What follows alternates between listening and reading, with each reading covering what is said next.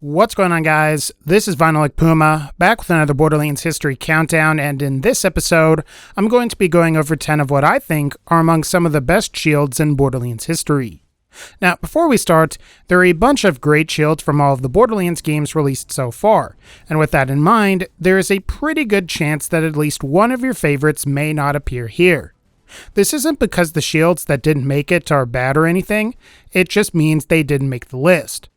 Also, it's worth mentioning that I'm trying to strike a balance between all three of the currently released games, as otherwise, this list would feature Borderlands 2 and the pre-sequel shields exclusively. So, with all of this in mind, and as always, feel free to leave comments on some of your favorite shields in the comment section below if you think there were some that I missed.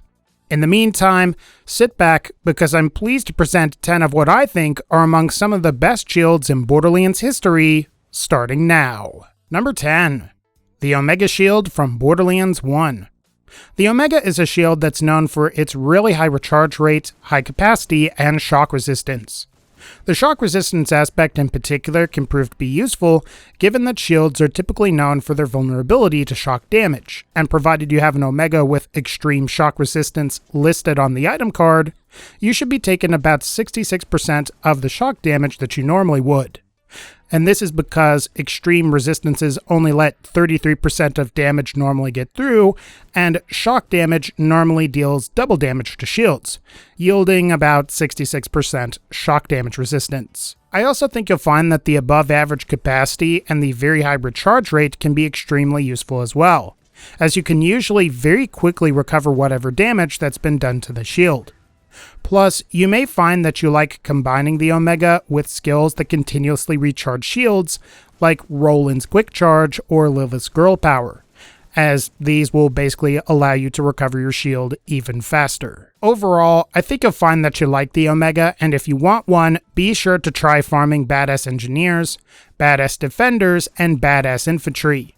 Also, like all other pearlescents, you can obtain the Omega from Cromarax as well as Crimson Lance weapon chests. Number 9. The Big Boom Blaster from Borderlands 2. So, the Big Boom Blaster is possibly the most underrated shield on this list, and as far as booster shields go, it's probably the best one available from Borderlands 2 and the pre-sequel.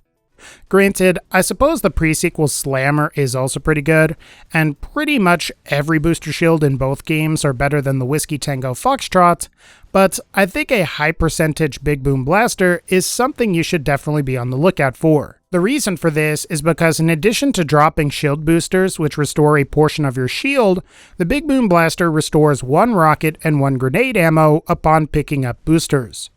As you can imagine, this makes the Big Boom Blaster very useful, provided you're making heavy use of grenades and rocket launchers, as you can simply take some damage, have a booster deploy, and then replenish some fairly uncommon, if not rare, ammo types. As you might guess, this tends to be a popular choice on Axton, as he is Borderlands 2's designated grenade specialist. However, you may find that it's useful on a number of other characters as well, provided you're using both grenades and rocket launchers as your primary source of damage output. Plus, it's pretty easy to get one of these, as all you have to do is defeat Pyro Pete on Ultimate Vault mode, and these things are in his drop pool, making this a fairly easy weapon to farm, provided you have access to the Torg DLC. Just be sure to find a version with 22.1% drop chance, as that is the best version. Number 8. The Rose Shield from Borderlands 1. While not as flashy as the shields that are available in some of the later titles, the Rose is still a pretty nice shield in Borderlands 1 for increasing survivability. This is because the Rose's special effect allows the player to regenerate a significant amount of health once the Rose has been depleted, potentially allowing you to shrug off damage over time effects, or just incoming damage in general. Granted, the effect is limited, as you will need to have the shield fully recharged before you can take advantage of this special effect again, but the effect itself is pretty useful. Otherwise, I think you'll find that the Rose is reasonably durable thanks to its decent but not quite turtle shield levels of capacity, so I'd say it's generally pretty difficult to go wrong with the shield, given both its decent stats and special effect. If you want a Rose, you're going to need to farm for it from Badass Engineers, Badass Defenders, or Badass Infantry. Plus, like all of the other pearlescents in the game, you can get this thing from Cromarax, or you can loot it from Crimson Lance weapon chests. Number 7. The Prismatic Bulwark from Borderlands The Pre-Sequel. While not quite as prestigious as another absorption shield I'm going to be talking about later on in this video, the Prismatic Bulwark is still a truly excellent shield due to some of its unique properties. While it's true that other absorption shields can absorb lasers in addition to other bullets, the Prismatic Bulwark can reduce incoming damage from other lasers as well as improve the damage of your own lasers. This makes the Prismatic Bulwark ideal for laser-heavy builds, as the boosts to damage provided by the shield are quite nice. What's also cool about the Bulwark too is that it's a Hyperion shield, meaning that it can pair well with Jack the Doppelganger's Company Man ability, which improves both accuracy and critical hit damage, provided that you have more Hyperion items equipped. My only complaint about the Bulwark is that its absorption abilities are fairly limited. After all, if it were able to absorb all bullet types in addition to providing damage reduction from enemy lasers and boosting the damage potential of your own lasers, it would be more useful. However, at the end of the day, I think you'll find that the Bulwark is still a great shield despite these issues. And if you want a Prismatic Bulwark, it can drop from Colonel Zarpedon. However, if you didn't receive one from her, it's also available through the Empyrean Sentinel's loot pool. Overall, this is a great shield and is highly recommended for laser builds. Number 6. The Shield of Ages from Borderlands The Pre-Sequel. Despite its unique blue rarity appearance, the Shield of Ages might just be the best turtle shield in the entire series, potentially surpassing both the Fabled Tortoise and possibly even the Hoplite. As far as the Fabled Tortoise is concerned, the Shield of Ages manages to have greater shield capacity, lower health penalty, and overall better stats than a Fabled Tortoise of a similar level. And the best part is that the Shield of Ages doesn't incur a movement penalty, making it truly the ideal shield. As far as the Hoplite from Borderlands 2 is concerned, I think it's possible that the Hoplite can achieve a greater relative capacity to the Shield of Ages, provided that you're playing in co-op and you have 4 equipped to each player. However, you do incur a movement penalty, and the Hoplite's own health penalty is even higher than Borderlands 2's Fabled Tortoise, which makes some of the overpowered level variants almost unusable. Overall though, I'd say it's pretty hard to go wrong with this particular shield, and if you want it, all you have to do is side with Professor Gladstone at the end of the Temple of Boom side quest mission in the Claptastic Voyage DLC. Number 5. The Flame of the Firehawk from Borderlands 2. As far as Nova shields go, I don't think anything can compete with the Flame of the Firehawk. Sure, I suppose things like the Black Hole, Deadly Bloom, and Supernova are decent. However, it's pretty difficult to compete with continuous novas once your shield has been depleted. Sure, you have to make sure you don't go into fight for your life or let your shield recharge. However, if you could pull it off, you could pretty much walk through the game constantly emitting novas and burning all of your enemies to a crisp. While this thing is fairly decent on most characters, it almost seems like it was made with Krieg in mind. Not only can Krieg greatly increase the recharge delay of shields, but Krieg is also Borderlands 2's fire user thanks to his Hellborn tree. Add in a grog nozzle for both tagging enemies with slag and healing off of the subsequent damage from the novas and damage over time effects, and you should have no problems just walking through the game.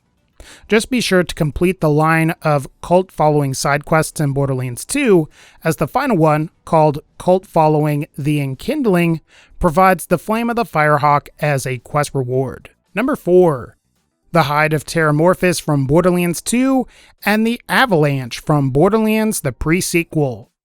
As far as roid shields go, both Borderlands 2's Hide of Terra and the Pre-Sequel's Avalanche tend to be the best roid shields from their respective games.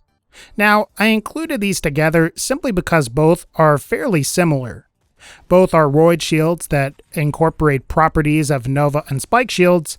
However, the difference is that the Hide of Terra is from Borderlands 2 and it's predominantly fire elements, while the Avalanche is from the Pre-Sequel and is predominantly cryo elemental. Of the two, I'd say the Avalanche might be a little bit stronger thanks to its more ideal recharge delay and the cryo element. Not only does the higher recharge delay make using the avalanche a little bit easier, but cryo can boost both melee and critical hit damage provided an enemy is frozen. That said, it is worth mentioning that the roid damage on the avalanche is similar to what you might see on other legendary roid shields like the Big Thumper and Shooting Star, while the Hide of Terra is in a class of its own when it comes to its roid damage in Borderlands 2. So really, I'd say both are excellent if you can obtain them, however for slightly different reasons. My only complaint is that both are kind of hard to get. The Hide of Terra requires you to farm Terra during or after you complete the You Will Die side quest, and the Avalanche from the pre-sequel used to drop from Dreamir, but is now currently a world drop, making it even more difficult to get. Even still, both of these are phenomenal roid shields and are highly recommended if you can get your hands on them. Number 3. The Sham from Borderlands 2 and the pre-sequel. In the absence of DLC, I would say that the Sham is possibly one of the best shields in Borderlands 2 and the pre-sequel, and is definitely both games' best absorption shield. While it may have lousy capacity and mediocre recharge delay, at its lowest, the Sham has a 76% chance of absorbing incoming bullets, while on the high end, it has an insane 94% chance to absorb incoming bullets. This gives you a pretty good chance to potentially negate all damage coming your way, and the best part is that unlike numerous other shields that need to be fully recharged in order to benefit from their effects, as long as the Sham has some capacity, the absorption effect works. For this reason, you may find speccing for certain skills like Exton's Quick Charge, Maya's Inertia, or even Athena's Conduit can be useful, as these skills can actively charge your shields without having to deal with the recharge delay. While the Sham is great and all, it's not going to replace all of your other shields. After all, if you're going up against enemies that have ranged attacks that don't use bullets, or rely heavily on melee attacks, you're going to find that the Sham's shield capacity can't really protect you from that. It's also worth mentioning that the Sham isn't necessarily easy to get. After all, you have to farm the bunker in Borderlands 2 and RK5 in the pre-sequel, which can take quite a while due to both of these enemies' scripted death animations. But once you have the Sham, it's definitely worth it, and if you could get your hands on a 94% version, you're definitely not going to regret it. Number 2. The Antagonist from Borderlands 2. So, the Antagonist is a really great shield in Borderlands 2 due to its versatility. Not only does it have decent recharge delay and capacity, but the Antagonist also provides a fair amount of damage reduction and also can deflect bullets toward nearby enemies, potentially making this a great alternative to the Sham shield, assuming you're having trouble getting your hands on one. I think the best part about the Antagonist, though, is that it emits homing slag balls upon taking damage, which makes the Antagonist useful when going up against enemies that aren't using your conventional weapons. In fact, having the ability to offhand slag enemies this way is very useful in Ultimate Vault Hunter mode, where having a good slag method is crucial. And when combined with the magic missile, you should have very little problems slagging enemies. What's also pretty great about the Antagonist is that it's fairly easy to acquire, as you can purchase it using Seraph crystals at the Seraph vendor located in Flamerock Refuge. This allows you to feasibly farm someone like Pyropete, and then come here and reload the Seraph vendor's inventory to make sure that you can get the best version. Ultimately though, as far as Borderlands 2 shields go, the Antagonist is pretty hard to beat, as it's versatile and is much easier to acquire than many of the other shields that are on this list. And for our final entry, number 1, the B shield from Borderlands 2. Okay, so I doubt this is a surprise to anyone, but this is probably the best shield in the entire series. Unlike conventional amp shields or the legendary rerouter from the pre-sequel, the B doesn't ever drain your shield upon firing, which I would say that property alone easily makes it far better than many other amp shields. Plus, it also doesn't hurt that the B shield has a ridiculously high amp damage, easily making it the best amp damage shield in Borderlands 2, let alone the entire series. While it's true that the shield capacity kinda sucks, and the recharge delay is long provided you take damage, having the flat damage boost that this particular shield provides makes most single-shot snipers, SMGs, assault rifles, and pistols far more powerful. And while it sucks that the bee has been nerfed a whole bunch, there is a reason for that. After all, the massive boost to damage can make players so hilariously overpowered that you can cheese most mobs on pretty much all characters. Especially once you pair this with weapons that have unlisted projectiles like the Sandhawk. There's not really a whole lot else to the bee, other than if you want it, it can be acquired by farming Hunter Hell quests during or after the This Just In sidequest mission. Or if you have the Dragon Keep DLC, you can always try farming some of the treants, as that is a slightly faster method. Hopefully, Gearbox can figure out a less game-breaking way to implement this shield in Borderlands 3. Alright guys, I think that's going to pretty much wrap up this particular video. If you liked this video, feel free to leave a like, click the bell so you can be notified when I upload more videos, and as always, thank you all so much for supporting the channel, take care, and I'll see you all in the next one.